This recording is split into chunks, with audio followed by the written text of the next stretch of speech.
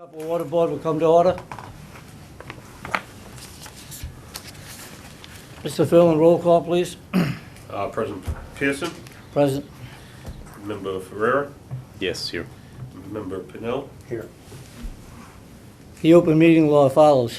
Pursuant to the open meeting law, any person may make an audio or video recording of this public meeting or may transmit the meeting through any medium. Attendees are therefore advised that such recordings or transmissions are being made, whether perceived or unperceived, by those present and are deemed acknowledged and permissible. Mr. Furlong, if you would, please. Item number 1 we have on the agenda, citizens' input. If there's any citizens that would like to make input, I don't see any. Did we have a sign-in sheet tonight? We didn't have a sign-in, nobody Okay. requested one. Is anybody here for that? Okay. We're going to ask for a vote from the board to take one item off the agenda out of order. Item 8, if we could have a motion to move this item. I'll motion. Is there a second to the motion? Where are we moving it to? The next item, number 2. This would be the Duval Pond inspections. Second. So be it. Those people present for the Duval Pond inspection, please. So currently, tonight we have Laura Hadley here. She's a resident of the Duval Pond. Duval Pond is owned by the city of Fall River. The water rights to it, it's located in Tiverton, Westport, excuse me.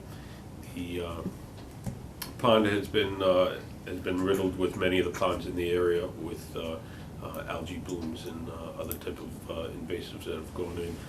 Laura has worked to try to eradicate some of those. She's had excellent luck. I can let her speak more about this. She has requested our assistance with just some inspections of some of the floats that she's putting out there. So I'll let her speak on the progress and what she's doing out there. Citizen Hadley, if you would, please, you can come right over here. That way the camera can see you.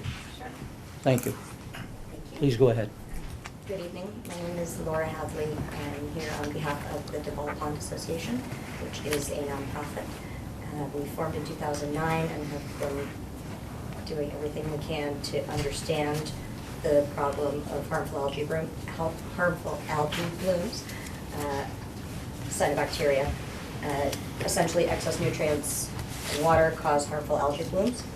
We have developed a technology that acts as an all-natural sponge to soak up excess nutrients and thereby reduce the overall concentration dissolved in the water.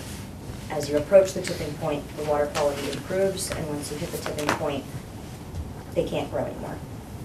So last year, we did some initial testing. We are seeking to extend the permit for another season.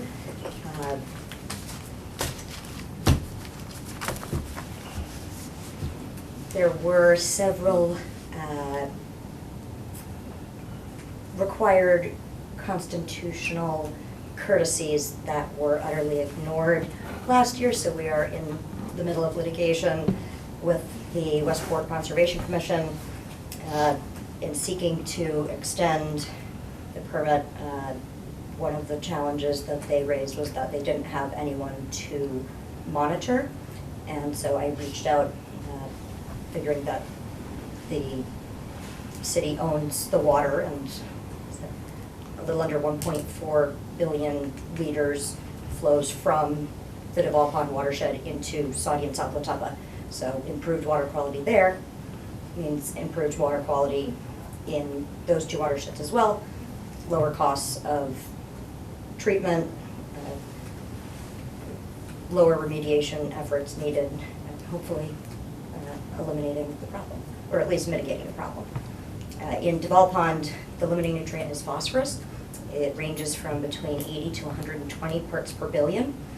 Harmful algae blooms can only grow above 40 to 50 parts per billion, so we only need to lower it a little bit. And as we approach the tipping point, the water quality improves, and it worked really well last year. So we'd like to continue the project and hopefully have more clean water this year. Good luck with your project. Mr. Furlong, any comments? No, as Ms. Hadley said, you can see behind you the Duval Pond, that was prior to them starting their work on the pond. So this was a before shot, this is an after shot with the improved conditions out there. So there was a study that she submitted to us, I reviewed. The water quality did improve greatly out there. And as she mentioned, that water flows down into Sody Pond, flows down into South Watuppa Pond, so that eventually impacts our South Watuppa Pond and the water quality in there. So as I said, what we'd be doing is just assisting them with inspections. So we'd have Michael Borsia does a standard loop of all the ponds anyways. We'd be going out there, checking off on the box to make sure that the floats are out there, the floats are in place. That would be the involvement by us.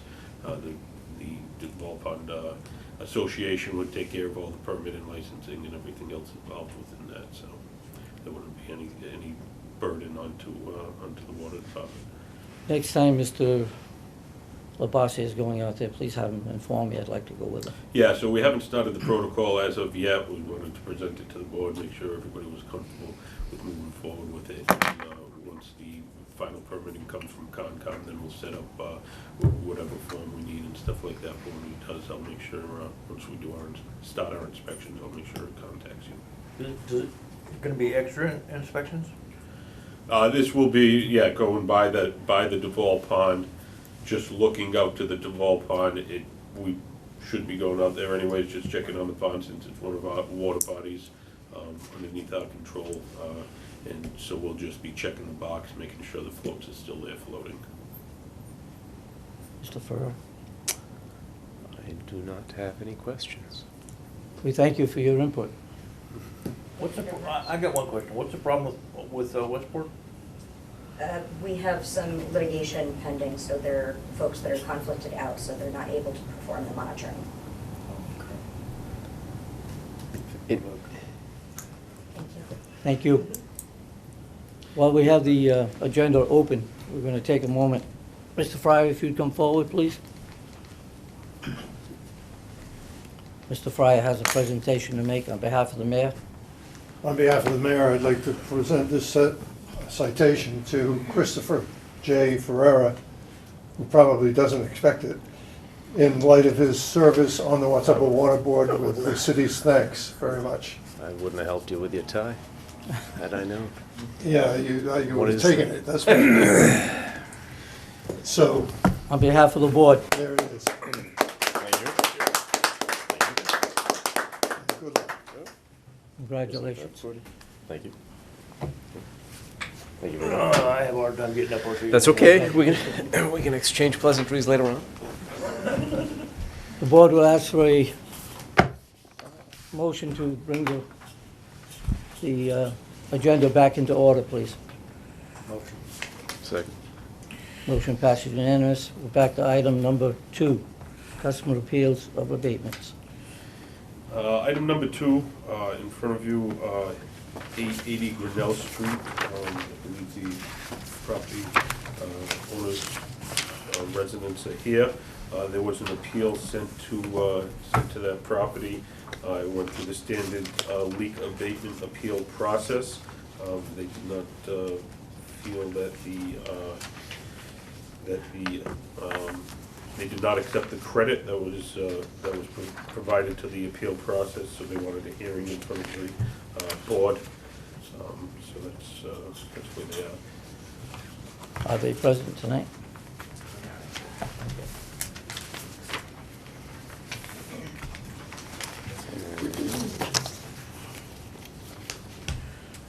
Are there any questions? So just a little history on this. The total bill amount, original bill amount was $834.68. Through the history, there was estimates beforehand. That was the high bill. After that, their bills did drop back down, so high usage was 91 CCF. Once there was change, it dropped back down to 34, 32, and 34 CCF in the subsequent quarters following. So based on the standard appeal process with the calculation, we take half of the overage above the standard bill, and that would be the amount that could be appealed, that could be abated through the leak abatement policy. The total abatement initially offered to the residents was $238.65. Are there any questions from the board? Hearing none. Mr. Ferrer? So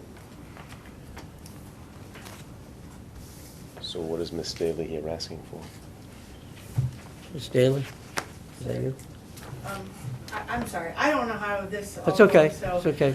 Basically, I mean, obviously I'm aware now that it's an estimated bill, that doesn't really take in precedence of anything, so, I mean, our accurate bills that we've been getting monthly have not been more than, I think it was like 390, I think was the most highest one. I did check the apartment, I did check everything, I'm unaware of what the problem was, what had happened, because we didn't change anything for the following month after we had received that bill, so I don't know why it was $800 and something, so we just kind of, we're appealing that because I don't want to pay. We're assuming that there's an error on the meter that you guys installed maybe, I don't know, so maybe it spikes due to an error, but if you look at the history and even the pattern up till now, the water bill has been nowhere near that price. Let me see if I understand what it is you're looking at. Would you like someone to come out and inspect the property? I believe we had somebody, if I'm not mistaken, I believe we had somebody come down, or was supposed to come down. I had contacted them back and they said they did come down, but I never met up with anybody. I mean, we have had consistent, they told me not to bring paperwork, you guys have it all, but we have consistent bills from there on out. And I mean, the only difference now is we actually have an additional person in the building, so it would be even more, but it's you know what I mean, so it's not, so the consistency, I just kinda wanna go and pay whatever we had paid now, like, I don't mind. I understand that the estimated bills is not accurate, so the I think it was like $100 or something like that, I don't mind paying the $300, I just don't wanna pay $800. I understand. How about if we do this? If we set you up with Mr. Tai, who's right over here, and perhaps we can set you up with an inspector to go out and look at your property at your convenience. Okay. Would that satisfy you for now, and then you can go back to another meeting Someone- and go over it again? Someone did come out, I met up with him, I mean, Okay. he didn't see any issues. Okay.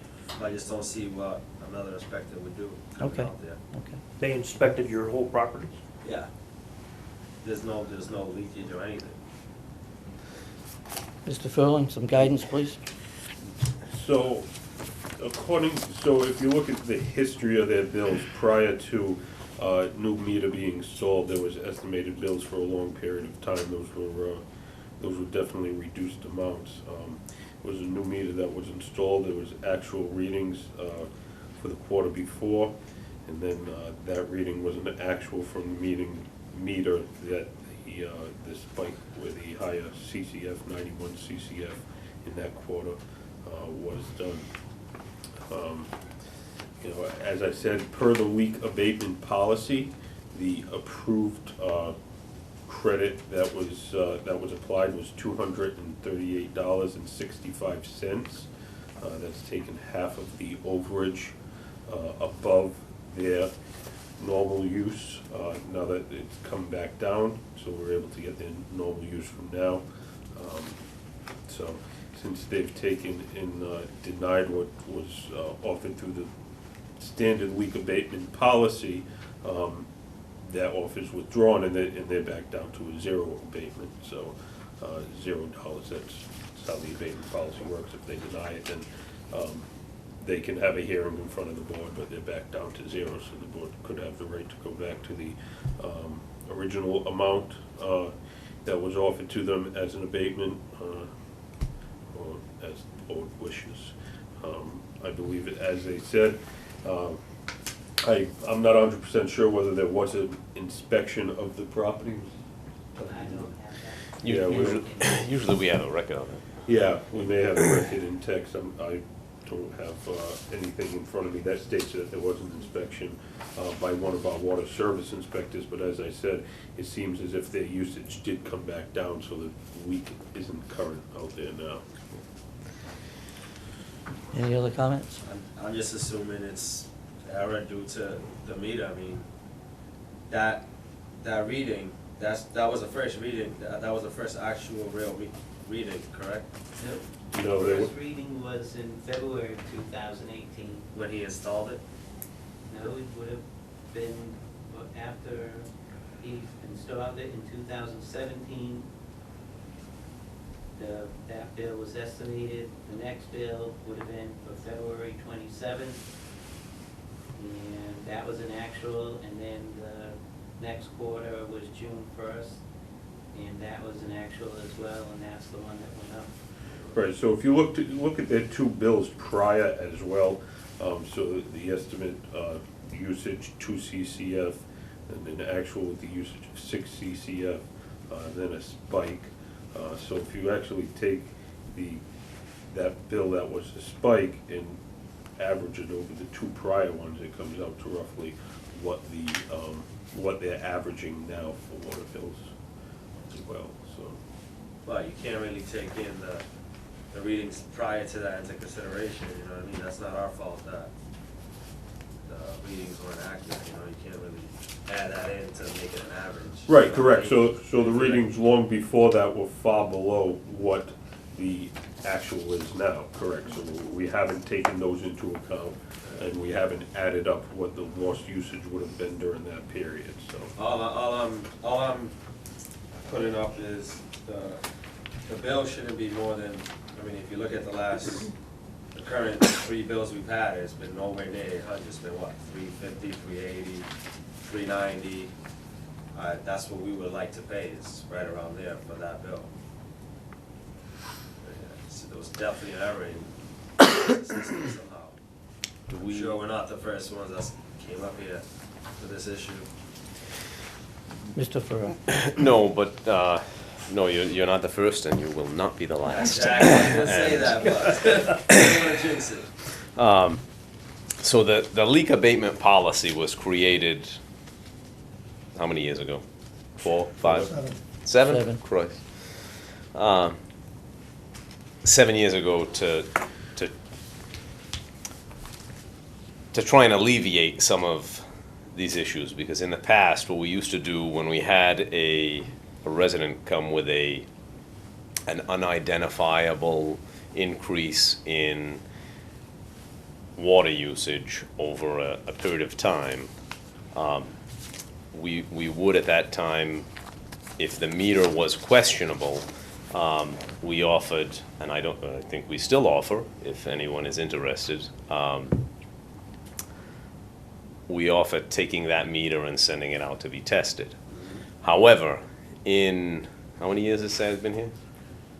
12. 11. Okay, in 11 years or 10 or however many, we have never had a meter come back that is incorrect.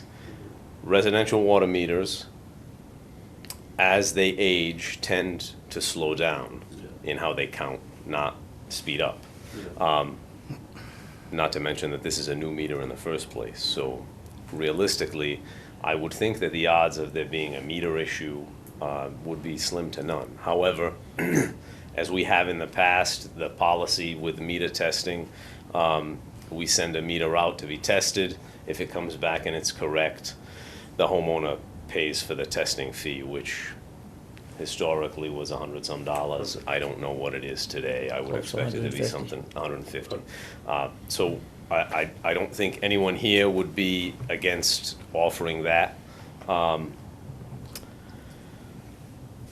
realistically, it's probably either an intermittent toilet leak or a faucet that was left on, whether maybe a tenant leaves a faucet on for a prolonged period of time, goes on vacation, comes back. What did the volume come out to a day? Like in actual gallons? The biggest issue with some of the leaks that we see is that they're leaks 24 hours a day. So if a toilet leaks, it leaks from the minute the flapper hangs up until the minute that flapper is unhung. So you have to take that into consideration. As far as, I don't want to speak for the other board members, but as far as historically, as far as the board is concerned,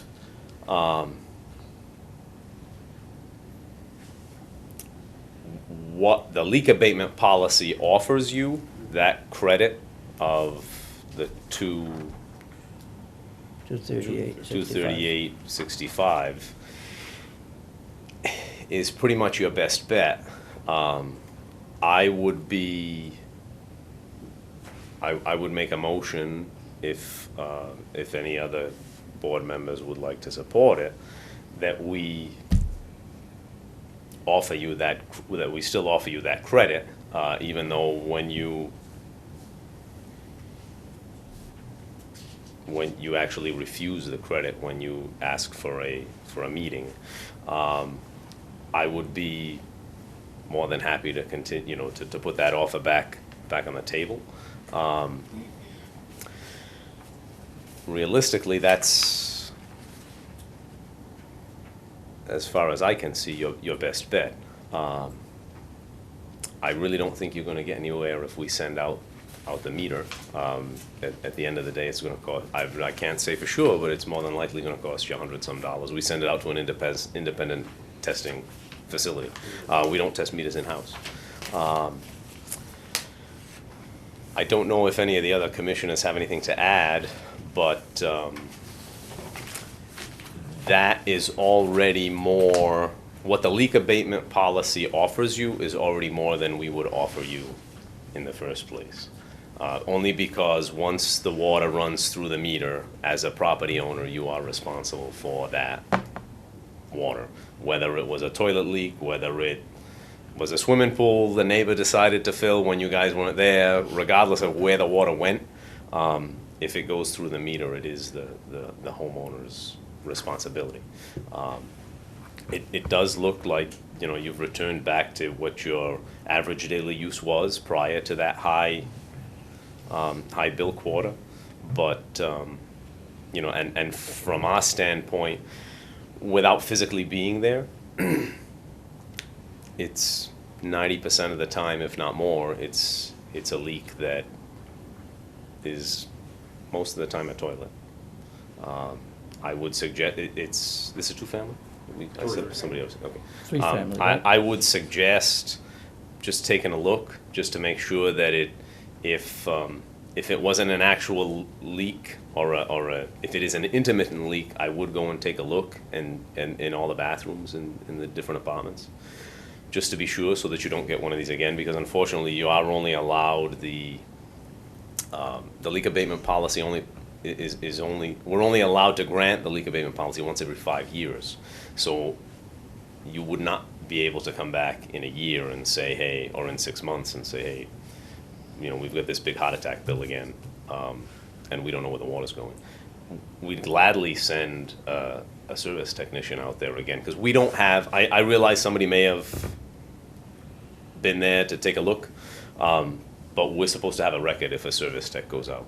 Yeah, he So definitely came out. I physically met him at the house. So you went through the house? Yeah, we went through the house. I went through the house by myself. I went through the house with him, and there's nothing there. When that you say can- you went through the house, you mean all three? Every unit. Oh, okay. We went in the bathroom, the kitchen, checked it out. How many tenants do you have, two? Huh? You have two At tenants? that time, we did have two. We didn't have all three. It was, the third floor was vacant. Okay, you don't live at the property? We did, we live on the first floor, so we lived on the first floor, then we had the second floor, and then the third floor was vacant. Okay, so if it's not your apartment, somebody in those other two apartments had a leak. That would make sense. Not- You can't prove it. No, I mean, not- like, in your personal opinion, and your, being here and doing this, like, if when someone comes and fights a bill like this, like, what's the general procedure to go about? Like, do we just say, here is that, accept whatever, or is there a possibility that somewhere in that turn, of everyone coming to look and this, that, and the fourth, that they will actually get something different? Every case is different. We've had a case, a history, that a woman had a cat and hung on the chain of an old box tank. You know what that is? tank that's up on the wall with the chain. The cat was flushing the toilet, From the old days. you know? Got it. And that happens. Yeah, And, but realistic, you don't have any cats, right? Okay.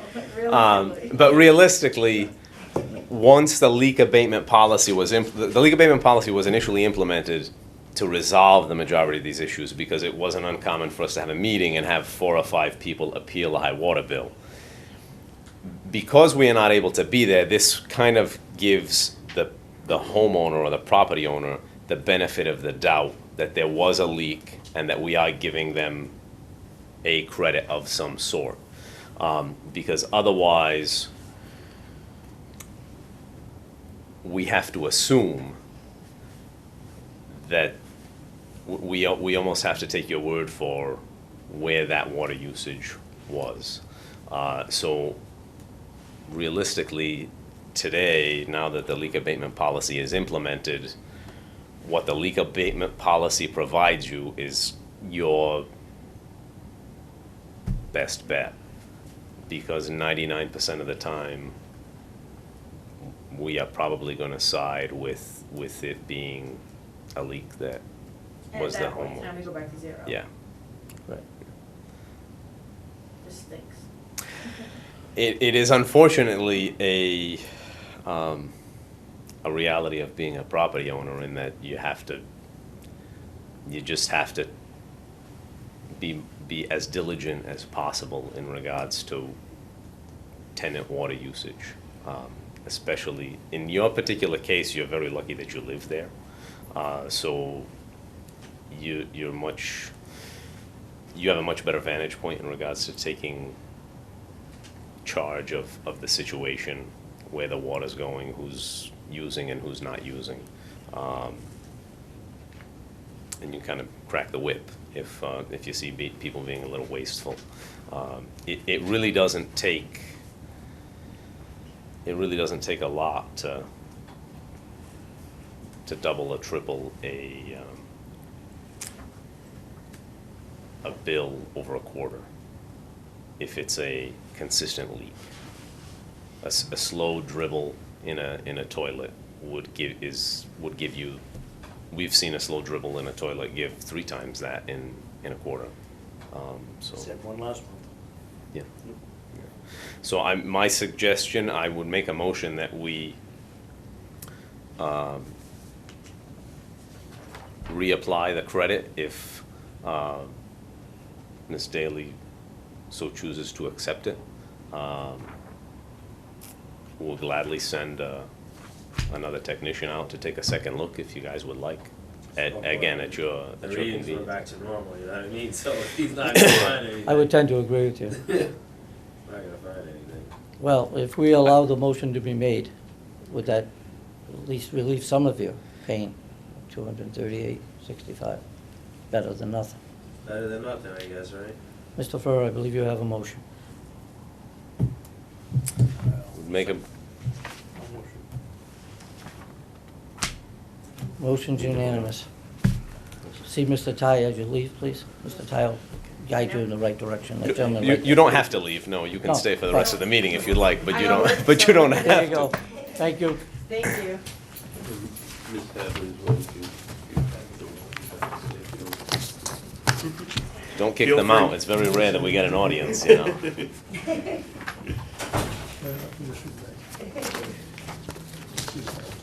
Mr. Phil, the next item on the agenda, please. So within front of you, you have your standard customer, excuse me. Next item will be the minutes of the previous meeting, which was held on April 29th, 2019. Chair will make a motion to accept the previous minutes without reading. Motion. Motion's unanimous. Mr. Phil, the next item on the agenda. Second, next item will be the abatements.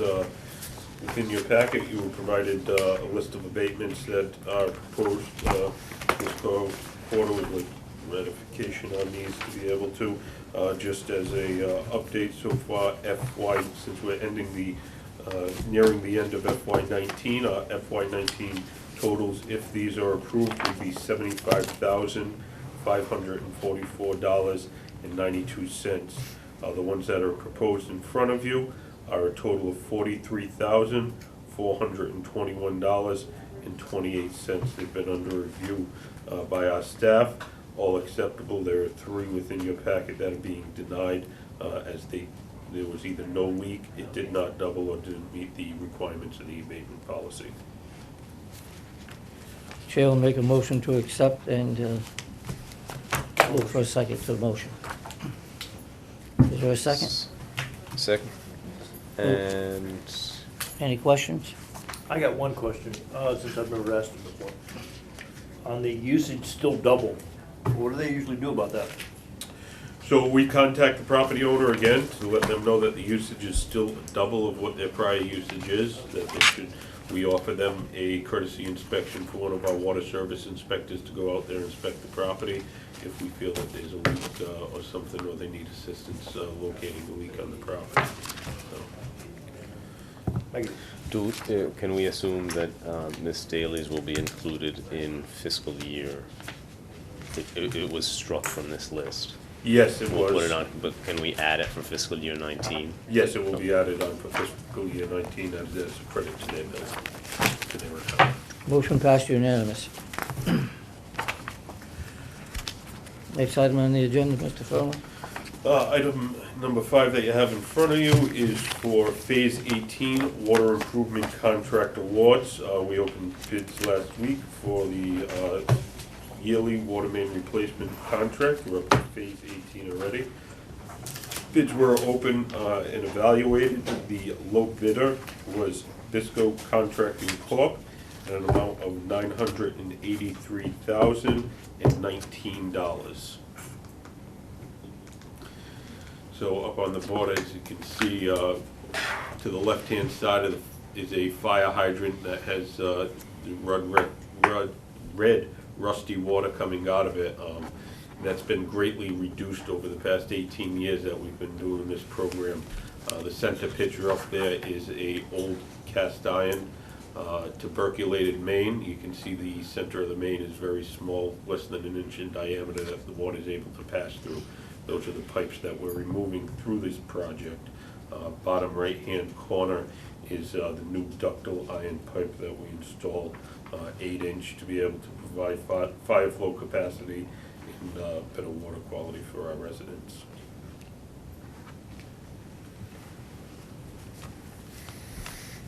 Is there a motion to accept the report? I'll motion. Is there a second to the motion? Motion to award the contract? Motion passes unanimous.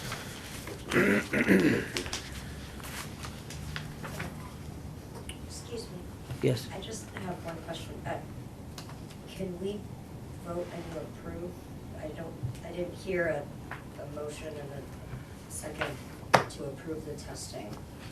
So with yours, we did it more as a presentation to the board, and just so that the board was aware of what's going on. It's something just that our staff will be doing. There's no action that's needed or action that's going to be taken by the board at this time, so. There is no vote required. Okay. It'll be done as a courtesy. Thank you. You're welcome. Mr. Furlong, next item, please. Yep. So item number 6 that you have in front of you is chemical contract awards for the FY '20 year chemical supply for the water treatment plant. We opened the bids actually early today. We were able to evaluate those bids and propose them to you tonight. The total of the bids to be awarded is $465,161. There also is another one that's not required to be awarded because it's underneath the $10,000 amount, which would be sodium hypochlorite in carboys, and that's in the amount of $2,355.60. This year, actually, the bids came in quite well compared to last year. They've actually decreased from what they were last year. So caustic soda was down from last year. Polyaluminum chloride was up minimally from last year. Carbon dioxide was up minimal from last year, and sodium hypochlorite was down from last year. So it was a good year for. Is that due to our usage of it or the No, so price? the actual contract value, the amount that they bid on per unit is down or minimally up. No, I was just asking if the price of the chemicals have gone up or down. So as I just laid out, our usage hasn't changed, our usage is the same, we bid out the same quantities as the year before. So our usage stays the same. The one thing that we did not get any bids for this year, which we did have an issue with acquiring the supply chain, would be the silica fluoride, which is actually the fluoride that we add to the water. This past year, we did have a bidder in FY19. We had an issue with supply. From my understanding, there's actually a nationwide issue with this. Once we did get a supply, it didn't meet our specifications and wouldn't work with our feed equipment. We had to send it back to the manufacturer, and they've been unable to supply us with another shipment of fluoride. So, as I said, for this year, FY20, we do not have a current bidder or supply of that fluoride. How does this get delivered to our plant? I mean, is it as needed basis? Do we call them and say we're gonna need more, or Is this the fluoride? any of it? So yeah, all these chemicals, some of them are set up on a rotating schedule. You know, they're just a normal schedule. They know, you know, polyaluminum chloride. They know every 7 days we're going to need a delivery of it. Sodium hypochlorite, which is a disinfection that we use in our water. That's something that our staff monitors. We call. That's roughly about every 3 weeks. Carbon dioxide, the actual company has a monitor on the tank outside. They call us every week or so to see what the levels are. They monitor it, and then they deliver as they feel we need a shipment. Any of these, again, if we feel that we need a shipment, if we're bulking up, or if there's inclement weather or something that we're preparing for, we have the right to call any of these manufacturers, suppliers, to be able to deliver us a delivery to us. So it depends on the chemical and how we order it. Some of them monitor themselves, some of them is by when we call. Are there any questions? I just got one, the one that we can't get a hold of, Yes. is that manufactured in the United States? That is manufactured in the United States from my understanding. And I'm not an expert on it, this is what I've heard talking to the suppliers this past year trying to acquire it, is that there was actually almost a nationwide shortage of the raw material of the silica fluoride within the United States. Once they were able to supply it, the issue had suppliers with their packing machines, and as I said, the first batch that we got a couple of pallets. It was actually, so the granular size was too small for our feeder machine, and it kept on bunching up and clogging up our feeder machine.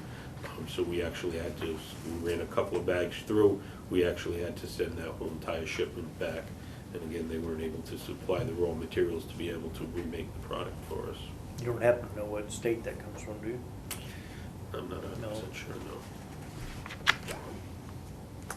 Is there a motion to award the contracts? Make a motion. Second. Motion passes unanimous. Have we looked on Amazon yet? And we had nothing done. You took my line, I was thinking that. They sell a lot of stuff, you know. Mr. Furlong, next item on the agenda. So item number 7 is just a notice about the semi-annual pond turnover.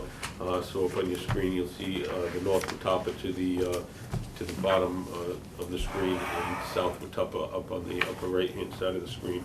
North Watuppa, again, is our drinking water supply, extreme pristine drinking water supply, minimal organics or algae within that. But a natural occurring event that we have, and multiple surface waters everywhere have this issue, is what's called a pond turnover. So that's when the temperature within the water within the pond changes. So the different stratospheres of temperature within the pond kind of changes, and you actually get the bottom turns over to the top. You get a good flow of water that goes from the bottom to the top. What that does is it stirs up some of the sediment and some organics in the bottom of the pond. that can cause some minor taste or odor issues or complaints out in the system. Typically, the complaints that we get last for about a 2-week period. They started about a week and a half ago. We got a couple of complaints. I have not recently, today, heard of any complaints. One. Okay. So, it lasts for about a 2.5 week period. Last year, in the spring, we had a bad turnover. It lasted for probably 4-5 weeks. That was due to a lot of heavy, so last year was a little bit different. We didn't have much rain or precipitation all winter long. In the spring, we had a lot of rain that flushed a lot of organics down into the pond, so that started the first odor issue. Then when the actual pond temperature changed, right after that, we had the turnover, which caused an extended period of time.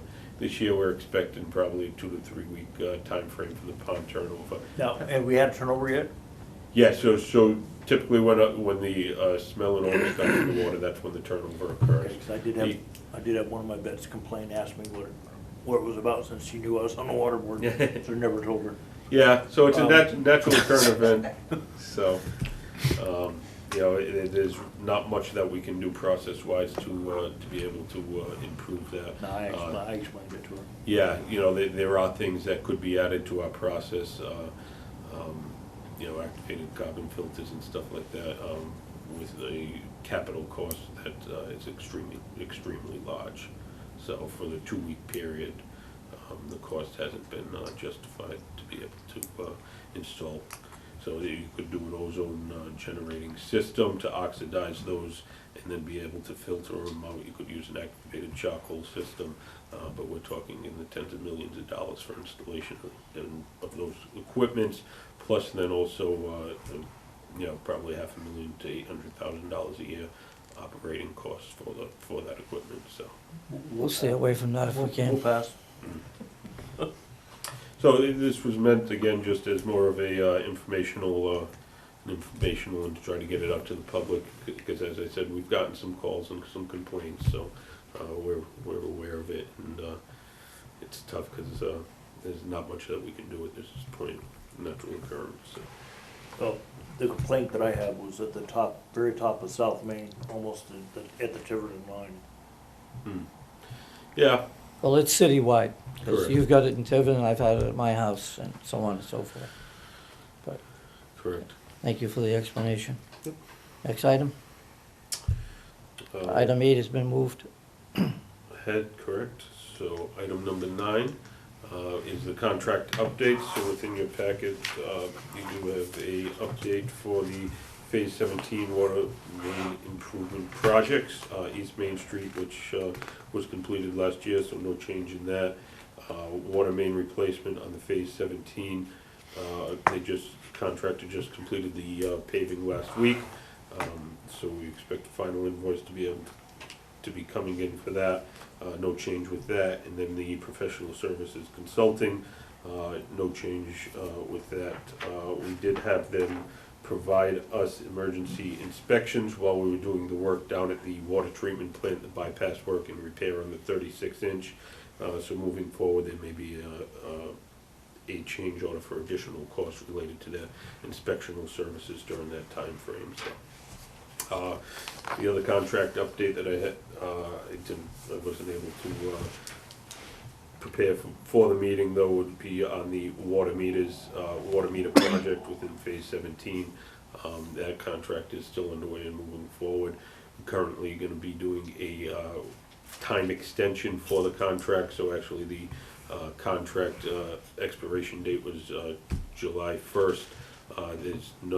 It's not expected that there'll be any cost, and it's just a non-cost incurred time extension for the contractor to continue his work. No vote need to be taken on this, correct? No. That's just an update. Informational purposes. So just a little bit, if you want, again, on the water meter project, I know the board has heard about this many times, we've been going through it.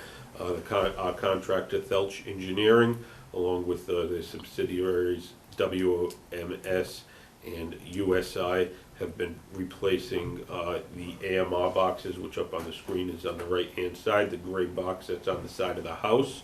We plan to do all properties within the city of Fall River to upgrade that box to the new system. On the left-hand side, you see the water meter. We plan on doing about, we're actually running behind. We were planning on doing 2,200 water meter replacements, so we figured any house that we needed to gain access to work on the AMR, or that we had issues with, if we needed to get into the house, we were going to replace the meter too. We estimated about 2,200 of our 2,000 customers we were going to have to do that to. Now it's a lot better than we thought. We're looking at maybe about 1,500 we will have to gain access to their house to actually do work on. So we're running a little bit ahead of it. So they are, while they're there, if they can, they're setting up appointments. Yeah, yes, so they haven't set up appointments yet, so right now the USI is going around changing the box on the side of the house. They do not ask for entry to the house. They're in marked vehicles with marked clothing. They have ID badges. They also have a copy of a letter from the city explaining what we're doing if a resident asks. Once we get into the water meter process, which may be about 2 months from now, a month and a half, they're waiting till they have a fair number to start to schedule appointments and make appointments. But they'll be sending out a mailer to the people where they need to enter their house, and those people would be expected to call, set up an appointment, and then they'll be going out at those appointment times to meet with the residents to gain entrance to their house. Right now, if anybody asked to enter your house, they shouldn't be at this point right now. So It's a good point. I actually met up with the gentleman who installed one at my house, the box on the right. And very professional, cars were clearly marked. And I watched them go up and down Meridian Street, very, very professional. They're doing a good job. Yeah, that's and good it to looks hear. good, so. excellent. Any comments? No, so just again, that's USI, that's the one that's doing the AMR boxes, the gray boxes on the side of the house, what their truck would look like, what their clothing would look like during an install. WMS, or Thelch, they're doing the larger meters as well. So anything 2 inches or larger, that meter is being replaced. So that's mostly commercial business or businesses that have those large meters. Those are scheduled appointments with the business owners or the property owners to be able to get in there to make those replacements. How quickly are they doing this? I mean, are they a quarter of the city done, or? They have probably a good third of the city done with the AMR boxes on the side of the house. With the large meter installations, they are probably about a quarter done of the large meter installations. So that takes a little bit more time because they have to get shutdowns within the building to be able to remove the meter. We've run into some instances where we have to go to the property owners where the valves are bad before or after the meter, so the property owner needs to take care of that before we can install the new meter. So it took a little while for them to get rolling too because of the evaluation process that we had to go through at the beginning of the contract. So we've been happy with their progress, and as I said, that's why we're comfortable with doing a no-cost time extension to their contracts. With that being said, are there any other comments from the board members? Hearing none. Item 10, under other business, I have a couple of items. I know you've already given me a personal update, Mr. Furlong, but please reiterate for the sake of the camera. Northeastern Avenue, it looks like it's a patch job right now, but we are going from the center island, heading south on Northeastern Avenue Yes, to the correct. curb, correct? Correct. So, yep, Northeastern Avenue, that's part of the Crestbrook Improvement Projects, a sewer division project. So from the President Ave Rotary, heading south in the southbound travel lanes, we'll be doing from the center median all the way to the curb on the west edge of the roadway. We'll be fully milling and overlaying that area. Currently, as you said, it is a temporary patch in that area. There'll be additional paving related to that project on David Street, Oak Grove Avenue, within the Oak Grove Cemetery. All areas that were affected by that underground sewer piping will get their permanent patches. The only other item I have for you is the culvert, as we call it, on Meridian Street, all the way out to past Diamond and beyond, that's being cleaned up. I see this grass has been sprayed, it's coming along nicely, I assume. Yeah, so I think you're referring to what we can call also the interceptor drain that intercepts any of the flow from the city or Route 24 from getting into the north Watuppa, diverts it to the south Watuppa Pond. The contractor, that is part of the Crestbrook project as well. So the contractor has been moving along very well with the clearing of that. Clearing is pretty much complete. There are some additional areas that we requested him to do down next to the park, actually, on the west side of Route 24. We wanted him to clear a little open area of the interceptor drain there, and there's some additional clearing that he's gonna do where it goes underground in the 24-inch clay pipe heading up parallel to Meridian Street. But the other areas he's been moving, seeding, and as he said, the grass has been coming in. It looks very nice compared. They actually just completed cleaning out the whole entire interceptor drain, so part of the project too was also to clean out anything that was in the interceptor drain. So we had everything from large boulders, small boulders, sediment piles, vegetation that was in that interceptor drain, and it was amazing. Last week I went out there and there was only maybe an inch of water in the bottom of the interceptor drain. Is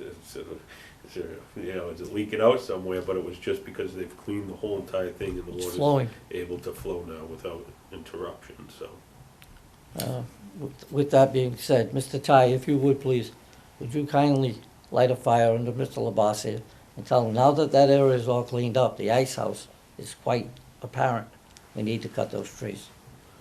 We've been working on this for 2 years and other projects come up, so if we could just light a small fire under them and say, please, while the weather is good, let's get some of those trees cleared. Because the ice house is quite a historic building. I'd like to see that cleaned up a little better. The only other thing I would have before I open it to the rest of the board is I'd like to publicly give Mr. John Fryer a thank you for showing up tonight and presenting Mr. Ferrera with his citation. Thank you, Mr. Fryer. You're welcome. It's a pleasure. Thank you. Any other members have anything? Yeah, may I, Certainly. I would be, I know I did say thank you, but just like to say it's been, and I would hope it continues to be a We would pleasure too. to serve. We would too. On the water board, not only with, to serve the community, but also to serve with such wonderful people on a regular basis. Thank you. Just a little history to the citation. It's taken almost a year to realize this, to no one's fault.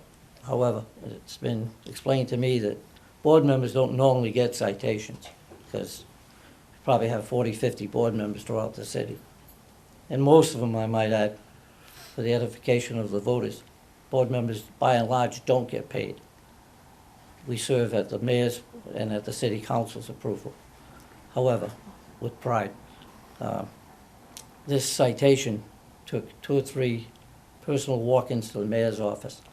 And finally, he got a little perturbed and said, I can't understand why this isn't happening. I said, well, you're the mayor, let's do this, and we've done it. So, if there's nothing else to be said, the Watuppa Water Board will ask for a adjournment. Is there a motion to adjourn? On motion. Say. Motion is unanimous. Water Board is adjourned.